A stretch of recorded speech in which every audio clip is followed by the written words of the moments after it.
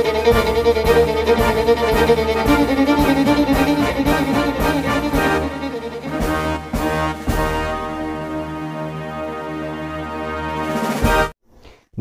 আমি শঙ্কর।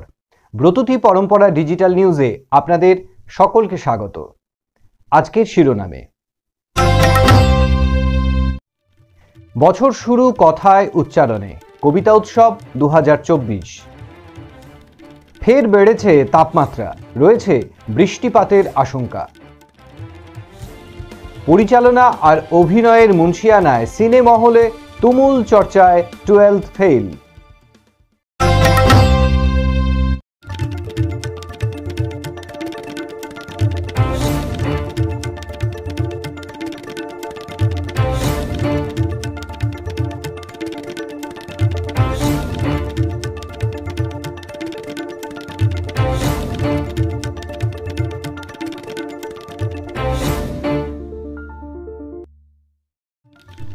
পশ্চিমবঙ্গের 3টি হ্যান্ডলুম শাড়িকে জিআই ট্যাগ দেওয়া হয়েছে। এই 3টি শাড়ি হলো নদিয়া এবং পূর্ব বর্ধমানের টাঙ্গাইল, মুর্শিদাবাদ ও বীরভূমের যথাক্রমে কোরিয়াল এবং গরদ। জেলার একাধিক শিল্পীর রুটি রুজি চলে এই শাড়ি শিল্পের উপর নির্ভর করে। এই স্বীকৃতিতে স্বাভাবিকভাবেই খুশি তাঁরা, আর তাঁদের এই স্বীকৃতিতে মাননীয় মুখ্যমন্ত্রী পাঠিয়েছেন বিশেষ শুভেচ্ছা।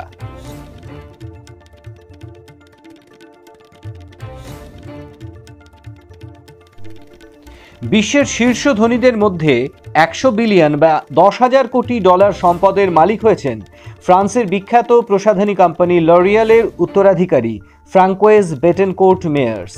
এই পরিমাণ সম্পদ অর্জনে তিনি এখনো পর্যন্ত প্রথম মহিলা। খবর CNN-এর। 70 বছর বয়সী মহিলা ব্লুমবার্গ বিলিয়নার্স ইন্ডেক্সে 100 বিলিয়ন ডলার অতিক্রম করেছেন। ফলে মেয়ার্স এখন বিশ্বের 12তম ধনী ব্যক্তি। স্বামী বিবেকানন্দের জীবনের আদর্শের উপর এবার ডকুমেন্টারি ছবি তৈরি করতে চলেছেন পরিচালক অভিজিৎ দাশগুপ্ত।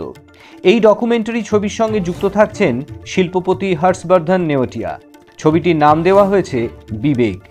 এই ছবিতে স্বামী বিবেকানন্দের ছোটবেলা নরেনকেও বিশেষভাবে গুরুত্ব দেওয়া হয়েছে।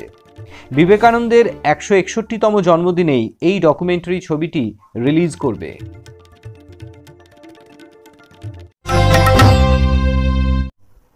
আমি পৃথিবীর কবি, যেথা তার যত উঠে ধ্বনি, আমার বাঁশির সুরে সাড়া তার জাগিবে তখনই।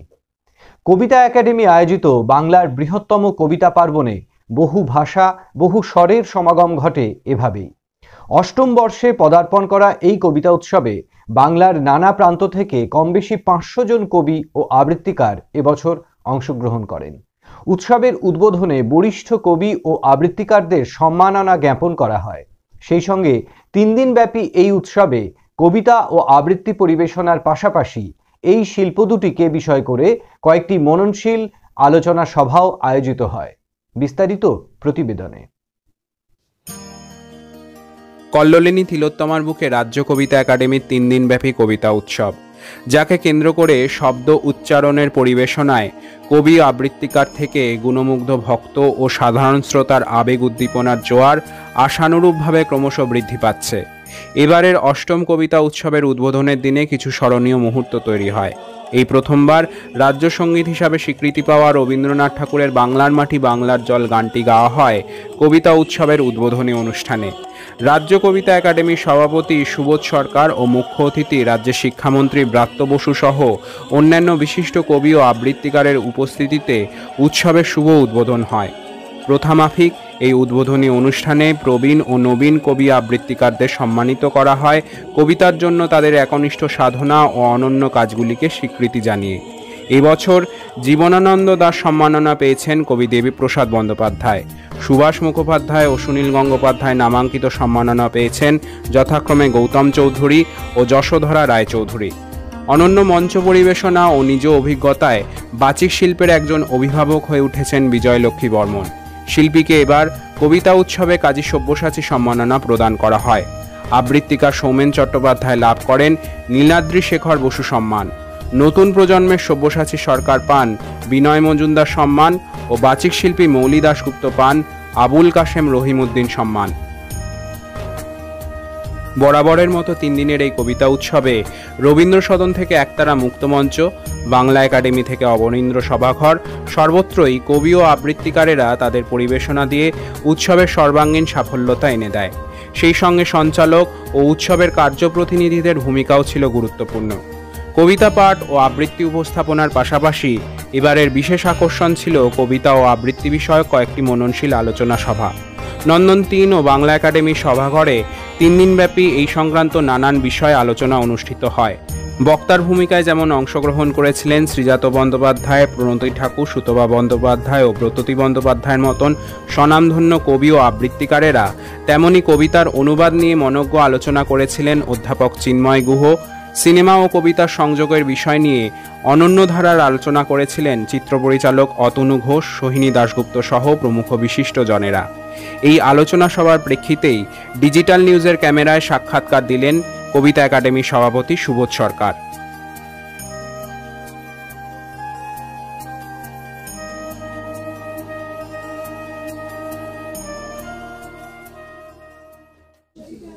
কবিতা শোনার পাশাপাশি আমরা এই নন্দন 3 এই প্রেক্ষাগৃহটিকে রেখেছি কবিতা নিয়ে আলোচনার জন্য, আবৃত্তি নিয়ে আলোচনার জন্য। তো এইটা আমরা একটা বিশেষভাবে, এইটা উৎসবের মধ্যে অনেক সময় আলোচনা হয়, কিন্তু সাধারণত আলোচনাটা একই জায়গায় হলে একটু অসুবিধা হয়। আলোচনার জন্য যখন আলাদা একটা জায়গা থাকে, আলাদা একটা মঞ্চ তৈরি হয়, তখন তার একটা গুরুত্ব বোঝা যায়। সুতরাং আমরা এটা 3 দিন ধরে প্রায় 6টা-7টা আলোচনা রেখেছি, এবং তাছাড়াও বাংলা একাডেমি আমাদের আরও 3টে আলোচনা রয়েছে। তো এই যে 9-10টা আলোচনা পুরো সেশন, এটা হয় কি, এই আলোচনাগুলো শুনলে আবার কবিতা সম্পর্কে নতুন করে আগ্রহ তৈরি হয়। সুতরাং সেই জন্য এই আলোচনাটা এত গুরুত্বপূর্ণ বলে মনে করি। আর কবিতা উৎসব সম্পর্কে যেটা বলার, 3 দিন ধরে এত মানুষ আসছেন, এত মানুষ কবিতা শুনছেন, এটা আমাদের সবারই খুব ধারণার বাইরে ছিল। বিশেষ করে এবছর আর লক্ষ্য করা যাচ্ছে যে আরও পার্টিসিপেশন বেড়েছে, এবং সেই দিক থেকে আরও বেশি মানুষ আসছেন কবিতা শুনতে। আর অন্যান্য ভাষাভাষীর কবিতা যেগুলো আপনি এইখানে আলোচনায় শুনলাম, সেখানে কি কবি বা কবিতার আমরা পরের বার আরও অন্যান্য ভাষা থেকে নিয়ে আসার চেষ্টা করব। এটা অনেক সময় সব সময় বাইরে সব ভাষাকে নিয়ে আসা সম্ভব হয় না। কলকাতার মধ্যে যারা অন্যান্য ভাষায় লিখছেন তাদেরকে আমরা ইনভাইট করি, এবং এবছরও তারাই এসেছেন। হিন্দি ভাষা থেকে, সাঁওতালি ভাষা থেকে, ইংরেজি ভাষা থেকে, এরকম অনেকগুলো ভাষা থেকে, মানভূমি ভাষা থেকে, এরকম অনেকগুলো ভাষা থেকে কবিরা এসেছেন, তারা কবিতা পড়েছেন। সুতরাং সেই দিক থেকেও আমরা এটা পরের বার হয়তো আরও বেশি সেশন তৈরি করতে পারবো, সেটাও দরকার আছে। কে এইখানে এসেছিল অনেক বছর আগে, কে এইখানে ঘর বেঁধেছে নিবিড় অনুরাগে, সেই অনুরাগে ভরিয়ে একসময় এই কবিতা উৎসবেরই মঞ্চে কবি নীরেন্দ্রনাথ চক্রবর্তীর উজ্জ্বল উপস্থিতি আজও স্মরণীয়। আজ তিনি অন্তর্লোকিত হলেও তাঁর সৃষ্টি ও ভাবনা শতবর্ষ স্মরণে নানা আঙ্গিকে পরিবেশিত হয়েছে এই কবিতা উৎসবে। গত 6ই জানুয়ারি রবীন্দ্র সদনে তাঁর প্রতি শ্রদ্ধা জানিয়ে নিজের কাছে প্রতিশ্রুতি শীর্ষক দলগত উপস্থাপনায় অংশগ্রহণ করেন কাব্যায়নের ছাত্রছাত্রীরা। নির্দেশনায় ব্রততী বন্দ্যোপাধ্যায়। উৎসবের সমাপ্তি পর্বে কবিতা কনসার্টে যৌথ পরিবেশনা করেছিলেন বিজয়লক্ষ্মী বর্মন, প্রণতি ঠাকুর, সুতপা বন্দ্যোপাধ্যায়, ব্রততী বন্দ্যোপাধ্যায় ও কবি সুবোধ সরকার। কবিতা উচ্চারণের সাথে ভায়োলিন ব্রাদার্সের সঙ্গত অনুষ্ঠানটির অভিনবত্ব এনে দেয়। আপামর মানুষের কবিতার প্রতি ভালোবাসা ও বিশ্বাসে আস্থা রেখে কল্যাণকামী সময় ও সমাজের আশায় শিল্পী থেকে শ্রোতা সকলের মিলিত উচ্চারণে কবিতা উৎসবের ঐক্যতান ধ্বনিত হয়।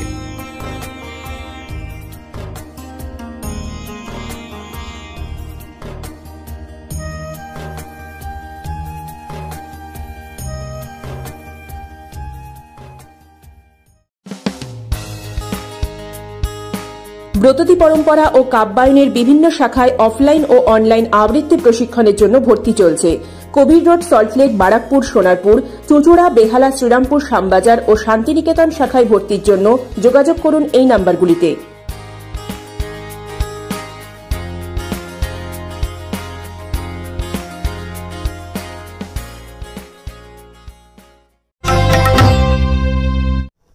বছরের শুরুতে দু একদিন শীতের আমেজ অনুভূত হলেও ইতিমধ্যেই বদলেছে আবহাওয়া, বেড়েছে তাপমাত্রার পারদ। এখন কলকাতার সর্বনিম্ন তাপমাত্রা প্রায় 16 ডিগ্রি সেলসিয়াসের আশেপাশে, যা স্বাভাবিকের তুলনায় বেশ কিছুটা বেশি। আগামী 24 ঘন্টায় রাজ্য জুড়ে বৃষ্টির সম্ভাবনা রয়েছে ও 10ই জানুয়ারির পর ফিরবে শীত, এমনটাই হাওয়া অফিস সূত্রে খবর। কখনো গরম কখনো শীত, এ যেন আবহাওয়ার মুড সুইংস। একে তো তাপমাত্রা ঊর্ধ্বমুখী, অন্যদিকে বৃষ্টির আশঙ্কা রয়েছে দক্ষিণবঙ্গের পশ্চিমের জেলাগুলোতে। পুরুলিয়া, বাঁকুড়া, পশ্চিম মেদিনীপুর, ঝাড়গ্রাম, পশ্চিম বর্ধমান, পূর্ব বর্ধমান, বীরভূম, মুর্শিদাবাদ ও নদিয়াতে হালকা বৃষ্টির সম্ভাবনা রয়েছে।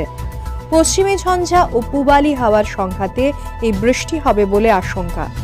দক্ষিণবঙ্গের অন্যান্য জেলাগুলোয় হালকা থেকে মাঝারি কুয়াশা থাকবে সকালের দিকে, তবে উত্তরবঙ্গে ভারী বৃষ্টি ও তুষারপাতের সম্ভাবনা। হালকা থেকে মাঝারি কুয়াশা থাকবে দার্জিলিং, কালিম্পং, আলিপুরদুয়ার, কোচবিহার ও উত্তর দিনাজপুর জেলায়।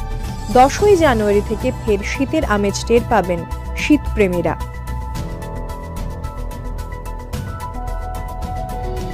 এদিকে ঘন থেকে অতি ঘন কুয়াশার সতর্কতা রয়েছে পাঞ্জাব, হরিয়ানা, চণ্ডীগড়, বিহার, ওড়িশা ও ঝাড়খণ্ডে। শৈত্যপ্রবাহের সতর্কবার্তা রাজস্থানে। পাঞ্জাব এবং হরিয়ানাতে শীতলতম দিনের সম্ভাবনা। এবার চোখ রাখবো অন্য খবরে। নতুন বছরের প্রথম দিন সোমবার জাপানে আঘাত হানা শক্তিশালী ভূমিকম্পে নিহত মানুষের সংখ্যা প্রায় 48 জন ছাড়িয়েছে বলে নিশ্চিত করেছেন দেশটির ইশিকাওয়া অঞ্চলের কর্মকর্তারা। মৃত্যুর সংখ্যা আরও বাড়তে পারে বলে আশঙ্কা করা হচ্ছে। ওই অঞ্চলটি ছিল 7.6 মাত্রার ভূমিকম্পের কেন্দ্রস্থল, যার ফলে সমুদ্রে বড় বড় ঢেউয়ের সৃষ্টি হয় এবং বহু ভবন ক্ষতিগ্রস্ত হয়। স্থানীয় সময় 4:10 ভূমিকম্পটি আঘাত হানে। ক্ষতিগ্রস্ত অনেক এলাকায় প্রয়োজনীয় নানা পরিষেবা সহ বেশিরভাগ রেল পরিষেবা, ফেরি ও ফ্লাইট স্থগিত করা হয়েছে, ফলে উদ্ধার কাজ আরও জটিল হয়ে উঠেছে।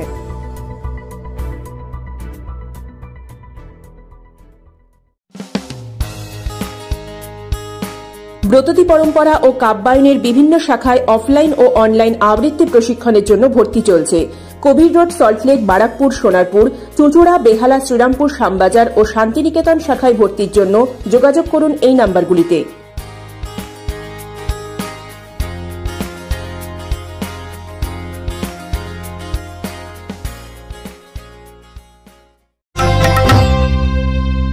একদিকে কঠিন বাস্তব, আরেকদিকে মন ছুঁয়ে যাওয়া গল্পের বুনন।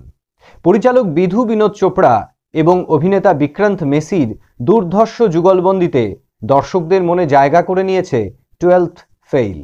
রীতিমতো হইচই ফেলে দেওয়া হটস্টারে মুক্তিপ্রাপ্ত এই সিনেমার খুঁটিনাটি নিয়ে আলোচনায় থাকছে আমাদের প্রতিনিধি শ্রীতমা মিত্র।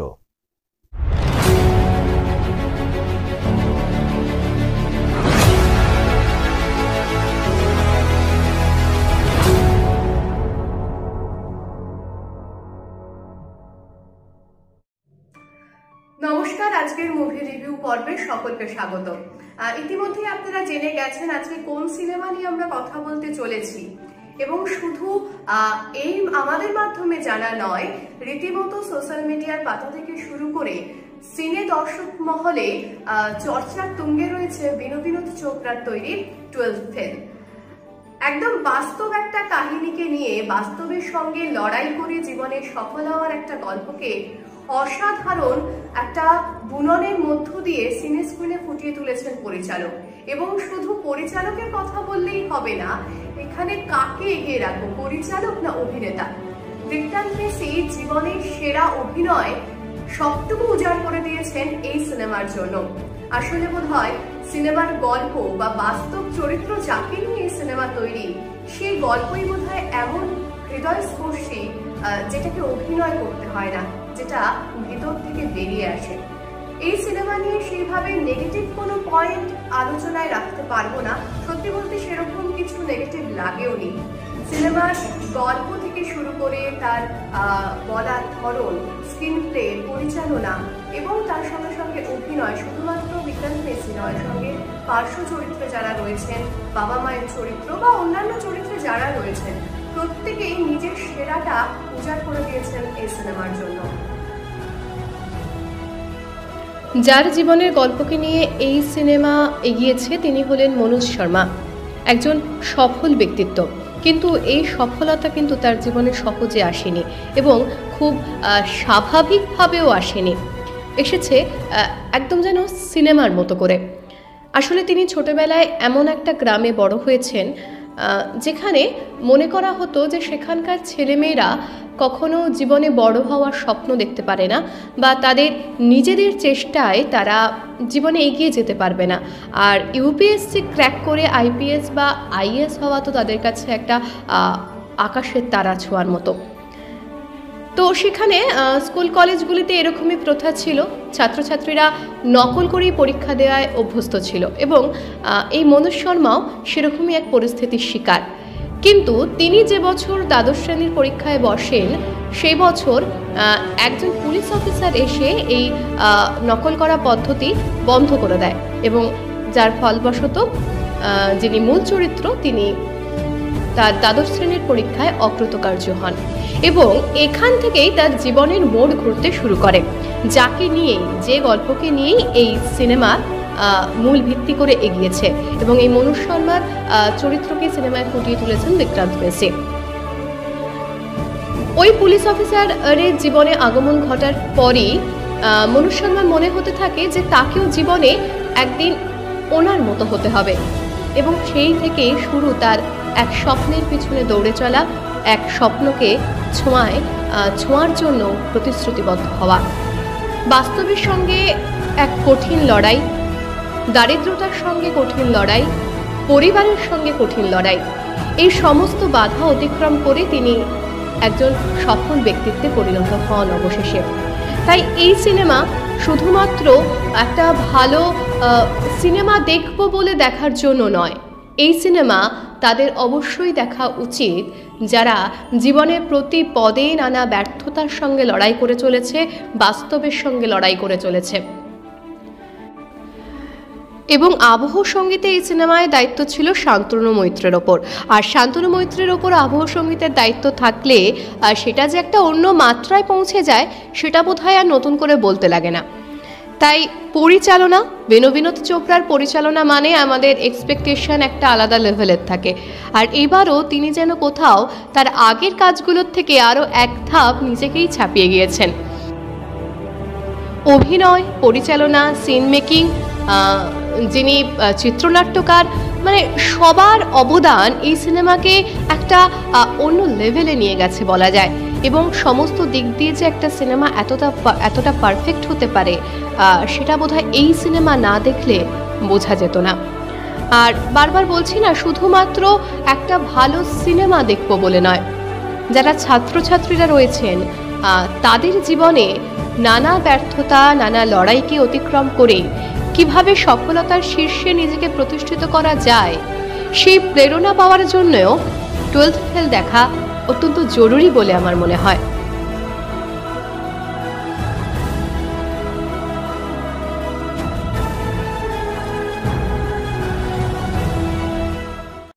ব্রততী পরম্পরা ডিজিটাল নিউজে আজ এ পর্যন্তই।